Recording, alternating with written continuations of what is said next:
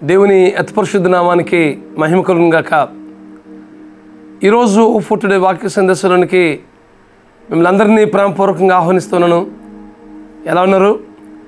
అంతా క్షేమంగా ఉన్నారు కదా?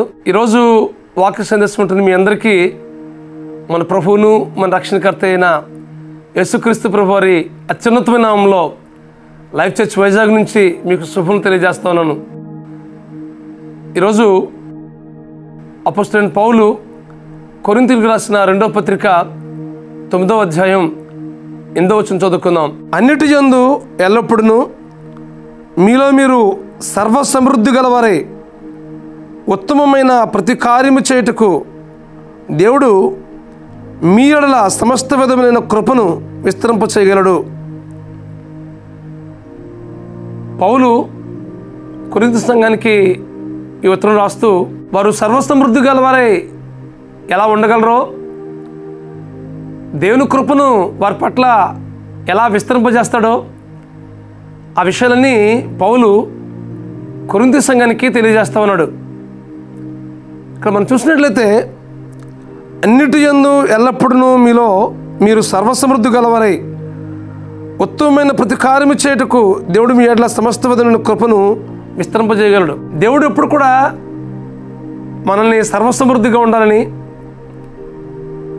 తన కృపను మన పట్ల విస్తరింపజేయాలని దేవుడు ఇష్టపడుతూ ఉంటాడు. అయితే దేవుని యొక్క సర్వసమృద్ధిని పొందుకోపోవడానికి, ఆయన కృపను విస్తరింపజేసినప్పుడు వాటిని అనుభవించకపోవడానికి కారణం ఏంటంటే, దేవుడు మన జీవితంలో అనేకమైన కార్యాలు చేయడానికి ఇష్టపడుతున్నాడు. కానీ మన అవిధేయత వల్ల, మనం ఏ జీవిత ప్రమాణంలో జీవించాలో ఆ ప్రమాణంలో జీవించకపోవడం వల్లనే అనేకమైన ఆశీర్వాదాలు పోగొట్టుకుంటున్నాం. ఆ ముందు వచ్చిన మనం చూసినట్లయితే ఇచ్చుట కోసం చాలా విషయాలు మాట్లాడతాడు ఆయన. ఇవ్వడం విషయంలో పిసనుగుడ్డుగా ఉండకూడదని, ధారాళంగా ఇమ్మని,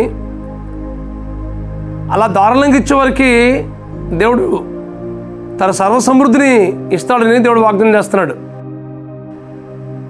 వెదజల్లి అభివృద్ధి చెందిన వారు కలరు, తగిన దానికన్నా తక్కువ ఇచ్చి లేమి గల వారు కలరు అని దేవుని వాక్యం మాట్లాడుతుంది. దేవునికి మనం ఇచ్చి ఆయన నామాన్ని ఘనపరిచినట్లయితే ఒక రహస్యం ఏంటంటే సర్వసమృద్ధిని పొందుకుంటాం.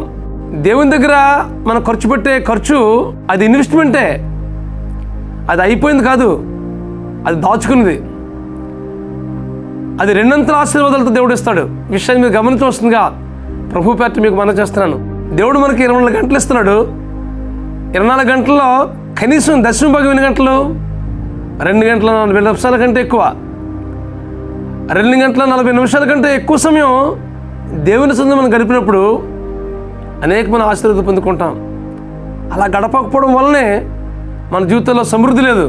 కేవలం ఆర్థిక సమృద్ధి మాత్రమే కాదు, ఆత్మలో కూడా మన సమృద్ధమైనటువంటి జీవాన్ని పొందుకోవాలంటే దేవునితో సమయం గడపడం మనం అలవర్చుకోవాలి. దేవునితో సమయం గడిపినప్పుడు మన జీవితంలో ఎన్నో ఆశీర్వాదాలు పొందుకుంటాం. అది కనిపించిన ఆశీర్వాదాలు. ఈ విషయాన్ని మీరు గమనించవలసిందిగా ప్రభు పేట మీకు మనం చేస్తున్నాను. కనుకనే పౌలు అంటున్నాడు, అన్నిటి యందు ఎల్లప్పుడూ మీలో మీరు సమృద్ధి గలవారై ఉత్తమమైన ప్రతి కార్యము చేయుటకు దేవుడు మీ యెడల సమస్త విధమైన కృపను విస్తరింపజేయగలడు. మన జీవితంలో సర్వసమృద్ధిని వలన దేవుడు ఇష్టపడుతున్నాడు. ఆత్మీయ జీవితంలో ఉన్నతమైన అనుభవాలు నడిపించాలని, అనేకమైనటువంటి విషయాలు మనకు నేర్పించాలని, అనేకమైన పాఠాలు మనకు నేర్పించి మన జీవితాన్ని మెరుగైన అనుభవం నడిపించాలని, దినదినము ఆయన చెరువుగా జీవించి ఆయన స్వారూప్యానికి మార్చాలని దేవుడు ఇష్టపడుతూ ఉన్నాడు. అయితే దేవునికి మనం పరిపూర్ణంగా సమర్పించుకుంటున్నామా? పరిశుద్ధమును అనుకూలమును సజీవయాగంగా మీ శరీరమును ప్రభువును సమర్పించుకోండి భక్తుడు చెప్తున్నాడు కదా.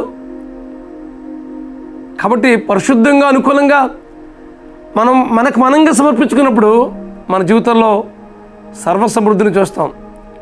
అది ఆర్థిక విషయాన్ని కావచ్చు, ఆత్మీయ విషయాన్ని కావచ్చు, సామాజిక రంగంలో కావచ్చు, ప్రతి రంగాన్ని కూడా దేవుడు దీవిస్తాడు.